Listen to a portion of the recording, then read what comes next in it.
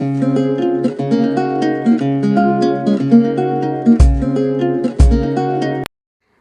Topic is mechanism of spore dispersal in Funaria.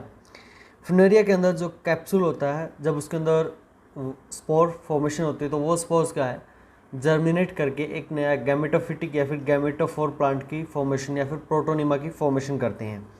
Capsule के अंदर generally क्या होती है, स्पोर फॉर्मेशन होती है। जैसे कैप्सूल मैच्योर करता है तो उसके अंदर जो स्पोरोजिनस टिश्यू प्रेजेंट होता है, वो स्पोरोजिनस टिश्यू किसकी फॉर्मेशन करता है, वो स्पोरोजिनस टिश्यू जो है वो स्पोर्स की फॉर्मेशन करता है।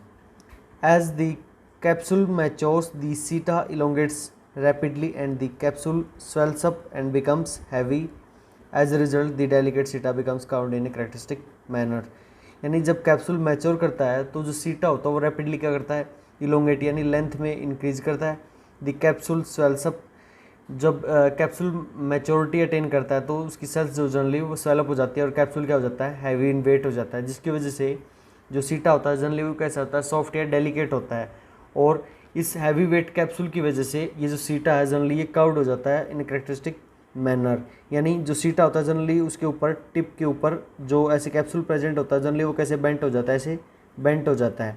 The tip of capsule now pointed downwards. Bent होने की वजह से या सीटा के कर्व्ड होने की वजह से जो कैप्सूल की टिप थी वो क्या है, डाउनवर्ड या फिर सोइल की तरफ क्या हो जाती है, पॉइंट आउट हो जाती है। The remains of the venter and the neck at the tip of capsule in the form of beak like calyptra dry, shrivel up and fall off। जो वेंटर के रिमेन्स होते हैं यानी जो कैप्सूल के साथ साथ क्या थे, जो आर्किगोनियम के अंदर वेंटर प्रेजेंट था उसकी सेल्स ने भी क्या किया था, जो वेंटर स्पोरोफिटिक जनरेशन की जो डेवलपमेंट थी या फिर स्पोरोफाइट की डेवलपमेंट थी उसके साथ साथ जो वेंटर की सेल्स थी उन्होंने भी क्या किया था, ग्रो किया था।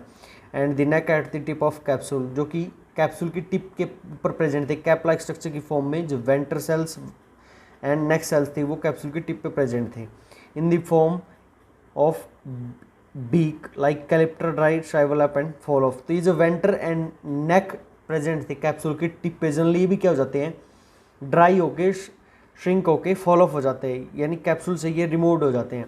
Now the food stops absorbing function, यानी जो अब क्या होगा, जो फूट रीजन था वो जनरली क्या करता है, जो कि गैमेटोफिटिक प्लांट से क्या कर रहा था, फूड एब्जॉर्ब कर रहा था, वो फूड एब्जॉर्ब करना क्या करता है, बंद कर देता है। द सीटा बिकम्स थिन एंड वायरी, जो सीटा होता है वो भी क्या हो जाता है, thin and wiry means wire shaped एक अटेन कर लेता है।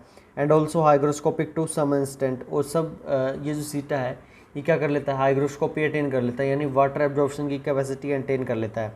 बोथ द सीटा and the capsule turn brown, यानी जब कैप्सूल लेटर स्टेज में स्पोरोफिटिक जनरेशन में क्या होता है, जो सीटा एंड कैप्सूल होते हैं वो ब्राउन कलर में टर्न हो जाते हैं। In dry weather the mature capsule begins to dry up, यानी जब ड्राई वेदर होता है तो जो मैच्योर कैप्सूल है जनरली वो क्या हो जाता है, ड्राई अप हो जाता है। The cells of columella and other thin walled tissues lose water and shrivel up, यानी कोलुमुला या स्टेराइल रीजन कैप्सूल के अंदर जो प्रेजेंट था उसकी सेल्स है या फिर दूसरे जो थिन वॉल्ड टिश्यूज होते हैं कैप्सूल के अंदर वो क्या करते हैं, अपना वाटर कंटेंट लॉस कर देते हैं and shrivel up. This tear up the wall of spore sac and the spores come to lie in an open space inside the theca. ये क्या इससे क्या हो जाता है, जो स्पोर सैक की वॉल थी वो क्या हो जाती है, टीयर अप हो जाती है और जो स्पोर्स हैं वो ओपन स्पेस में आ जाते हैं इनसाइड दी थिका। यानी जो कोलुमुला रीजन के सेल्स थे या थिन वॉल्ड टिश्यू थे वो क्या हो जाते हैं, ड्राई हो जाते हैं, और उसके ड्राई होने की वजह से जो स्पोर सैक की वाल थी वो टीयर अप हो जाती है और स्पोर्स एक ओपन स्पेस में आ जाते हैं। The cells of an annulus and diaphragm being elastic and hygroscopic aid in the separation of the operculum, यानी एन्युलस एंड डायफ्राम की जो सेल्स है वो इलास्टिक होती है एंड ये भी क्या होती है, हाइग्रोस्कोपिक होती है, यानी अपने अंदर वाटर को एब्जॉर्ब कर सकती हैं। In the separation of the operculum which falls down as a cap and exposing the peristome, यानी एन्युलस एंड डायफ्राम की सेल्स भी क्या हो जाती हैं, धीरे धीरे फॉल डाउन हो जाती है एज कैप की फॉर्म में, एंड ये क्या कर देती हैं, जो पेरिस्टोम रीजन था या टिथ लाइक स्ट्रक्चर प्रेजेंट थी, outer peristomal teeth and inner peristomal teeth, उनको क्या कर देती है, एक्सपोज कर देती है। The outer peristomal teeth are hygroscopic in dry weather they curl outwards exposing the inner peristomial teeth. जो आउटर पेरिस्टोमियल टिथ होते हैं जनरली वो हाइग्रोस्कोपिक यानी अंदर क्या करते हैं, वाटर को एब्जॉर्ब करके रखते हैं। जब ड्राई कंडीशन आती है तो ये क्या कर देते हैं, अपना वाटर कंटेंट लूज कर देते हैं और ये क्या होते हैं, आउटवर्ड कर्ल हो जाते हैं, बेंट हो जाते हैं, जिससे जो इनर पेरिस्टोमियल टिथ हो जाते हैं वो क्या होते हैं, एक्सपोज्ड हो जाते हैं, विच रिटेन दी स्पोर्स। और जो इनर पेरिस्टोमियल टिथ होते हैं जनरली वो क्या करते हैं, स्पोर्स को रिटेन करते हैं। But some of the spores stick to the tip of peristomial teeth and are dispersed. लेकिन कुछ जो स्पोर्स होते हैं वो पेरिस्टोमियल टिथ के साथ क्या होते हैं, चिपके हुए होते हैं, जिसकी वजह से क्या होता है, जब ये जो टिथ्स हैं ये ड्राई होते हैं तो इनके साथ क्या हो जाते हैं, जो स्पोर्स है वो भी डिस्पर्स्ड हो जाते हैं। Later the thin inner peristomial teeth also dry and shrivel. और लेटर स्टेज में क्या होता है, जो इनर टिथ प्रेजेंट थे, इनर पेरिस्टोमियल टिथ थे, वो भी क्या हो जाते हैं, ड्राई हो जाते हैं एंड श्राइवल एक्सपोजिंग द पेरिस्टोमियल ओपनिंग। और इनके ड्राई होने से क्या होता है, जो पेरिस्टोमियल ओपनिंग होती है वो एक्सपोज हो जाती है। As the capsule are shaken by breeze they show peculiar nodding and the spores inside the shaken out. यानी जैसे जैसे क्या होता है, कैप्सूल शेक होता है या हिलता है, by breeze they show peculiar noddings. यानी ये जो टीथ रीजन है या पेरिस्टोमियल ओपनिंग है ये क्या पिक्यूलियर नोडिंग शो करती है, और जिसकी वजह से इसके अंदर जो स्पोर्स है वो भी क्या हो जाते हैं, शेकन आउट हो जाते हैं। एंड इस मैकेनिज्म को हम जनरली क्या बोलते हैं, censer mechanism. The spores are dispersed in the dry conditions only. क्योंकि स्पोर्स का डिस्पर्सल होता है जनरली वो ड्राई किस कंडीशन में होता है, ड्राई कंडीशन में। और ड्राई कंडीशन में क्या होता है, क्योंकि सेल्स अपना वाटर कंटेंट लूज कर देती है, तो जो कैप्सूल के आउटसाइड जो सेल्स प्रेजेंट थी जनरली वो क्या हो जाती हैं, फॉल ऑफ हो जाती है, जिसकी वजह से जो स्पोर्स होते हैं वो एक्सपोज हो जाते हैं। This ensures that the light weight dry dust like spores be easily carried some distance from the present plants. यानी ये जो सेंसर मैकेनिज्म इसके थ्रू क्या होता है, जनरली जो लाइट वेट स्पोर्स होते हैं वो ड्राई डस्ट लाइक होते हैं, और ये क्या करते हैं, इनको विंड जो है वो ईजिली जो नेटिव प्लांट है उससे क्या करते हैं, फार अवे या फिर डिस्टेंटली क्या कर जाते हैं, कैरी करती है एयर इसको। If condition turns moist due to the rain etcetera the outer peristomial teeth curl in and close the peristome to stop spore dispersal. यदि दोबारा कंडीशन क्या हो जाती है, मॉइस्ट कंडीशन है या फिर प्लांट के पास क्या है, मॉइस्चर अवेलेबल है, तो जो आउटर पेरिस्टोमियल टिथ थे जो कि जनरली कैसे होते हैं, हाइग्रोस्कोपिक होते हैं, और ड्राइनेस की वजह से क्या होते हैं, इन्होंने वाटर कंटेंट लूज कर दिया था। यदि दोबारा वाटर अवेलेबल है तो ये क्या करेंगे, आउटर पेरिस्टोमियल टिथ ये क्या कर लेंगे, वाटर एब्जॉर्ब कर लेंगे, और वाटर एब्जॉर्ब करने से फिर क्या होगा, ये दोबारा कर्ल हो जाते हैं, और जो स्पोर डिस्पर्सल था वो स्टॉप हो जाता है या रुक जाता है। उसके बाद है वाई दिस सीटा is long in Funaria and short इन मार्केंसिया।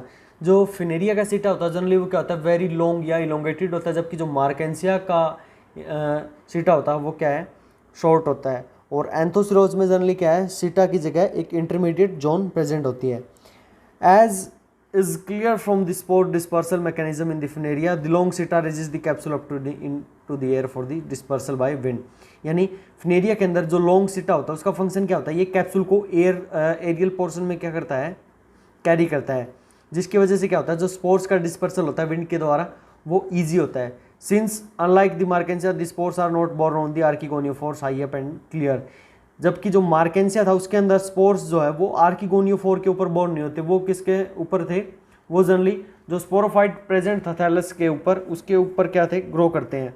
आर्किगोनियोफोर के ऊपर क्या नहीं करते, वो स्पोर्स ग्रो नहीं करते।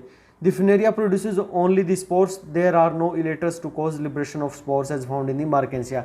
जो फिनेरिया का प्लांट होता है इसके अंदर कैप्सूल रीजन में इलेटर्स प्रेजेंट नहीं होते, और इलेटर्स जो है वो इलोंगेटेड थिक सेल्स थी मार्केंसिया का जो कैप्सूल है, और वो क्या करती थी, स्पोर डिस्पर्सल में हेल्प करती है। जबकि फिनेरिया के अंदर नो इलेटर्स, कोई इलेटर प्रेजेंट नहीं होती, तो इसलिए ये क्या है, स्पोर डिस्पर्सल के लिए इसको क्या है, जो सीटा होता है उसका इलोंगेशन होता है, और ये क्या करता है, जो स्पोर डिस्पर्सल होता है जनरली वो किसके द्वारा होता है, विंड के द्वारा होता है।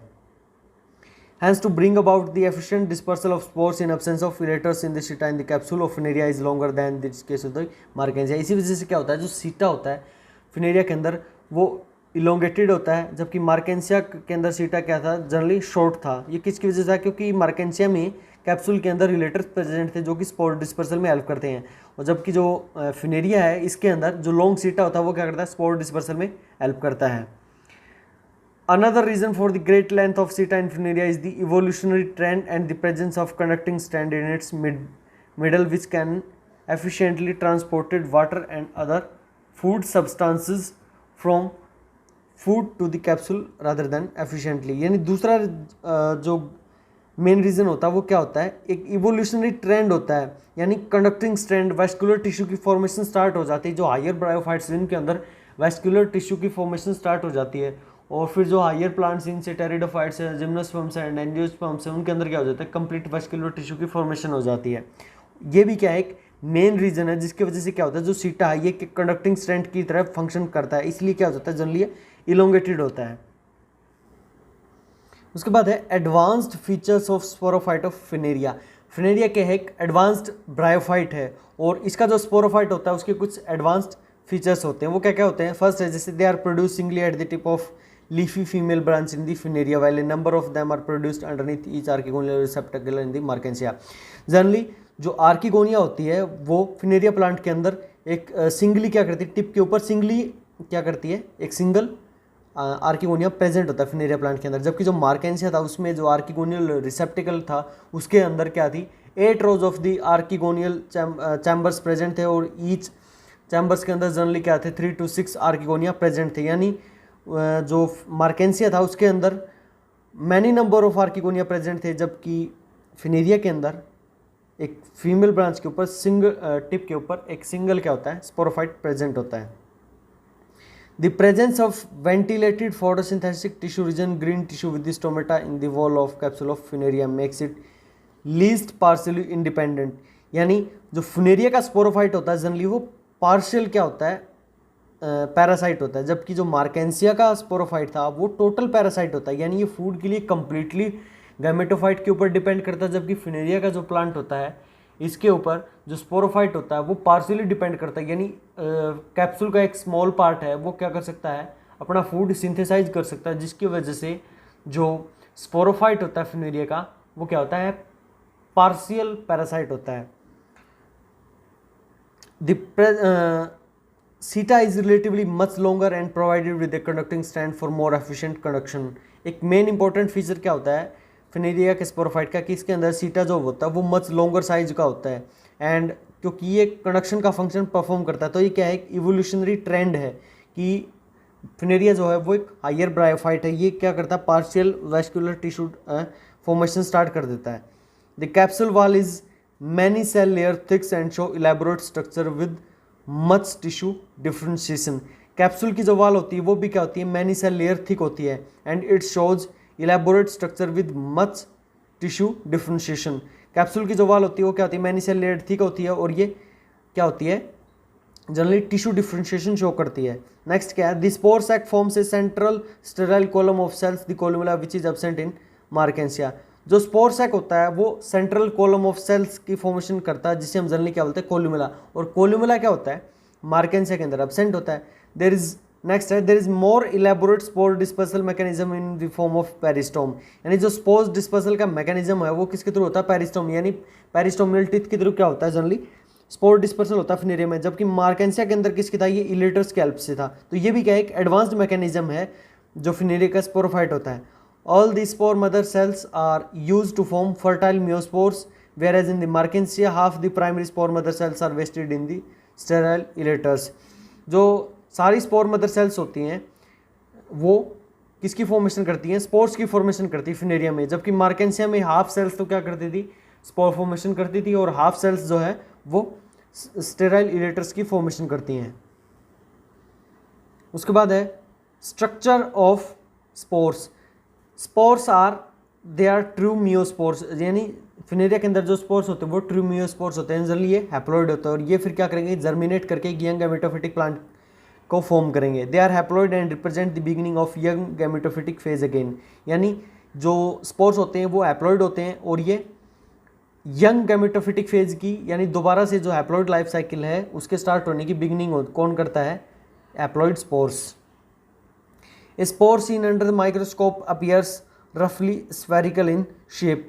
यानी एक स्पोर को जब हम माइक्रोस्कोप के अंदर ऑब्जर्व करते हैं तो ये क्या होता है, स्फेरिकल, रफली स्फेरिकल शेप्ड होता है. It has a smooth surface and it is 0.12 to 0.02 millimetre in diameter. इस जो स्पोर होता है इसका सरफेस स्मूथ होता है, जनरली ये 0.012 to 0.02 मिलीमीटर इन डायमीटर होता है। इट इज़ कलर्ड ब्राउन और ग्रीन। ये जो स्पोर्स होते हैं जनरली कलर्ड ब्राउन या फिर ग्रीन इन कलर होते हैं। There is a double spore wall and the outer wall is thick and cuticular which is called exine and और एक्सोस्पोरियम। जो स्पोर वॉल होती है जनरली वो कैसे होती है, डबल लेयर्ड होती है, एंड आउटर वॉल कैसे होती है, थिक होती है, and cuticular which is called exine और एक्सोस्पोरियम। जो आउटर वॉल थिक वॉल्ड होती है वो जनरली कैसे होती है, क्यूटिकुलर होती है और इसको क्या बोलते हैं, एक्साइन या फिर एक्सोस्पोरियम। और जो इनर वॉल होती है वो कैसे होती है, जनरली थिन होती है और ये सेलुलोज से मिलकर बनी होती है। इट इज कॉल्ड इंटाइन और एंडोस्पोरियम। जो इनर वॉल होती है स्पोर की उसे जनरली हम क्या बोलते हैं, इंटाइन और endosporium. The intine encloses a speck of cytoplasm with a single nucleus in numerous oil globules and chloroplast. जो इंटाइन होती है इसके अंदर encloses a speck of cytoplasm present होता है, सिंगल न्यूक्लियस कंटेनिंग सेल्स होती हैं, ऑयल ग्लोब्यूल्स होते हैं एंड क्लोरोप्लास्ट कंटेनिंग सेल होती हैं।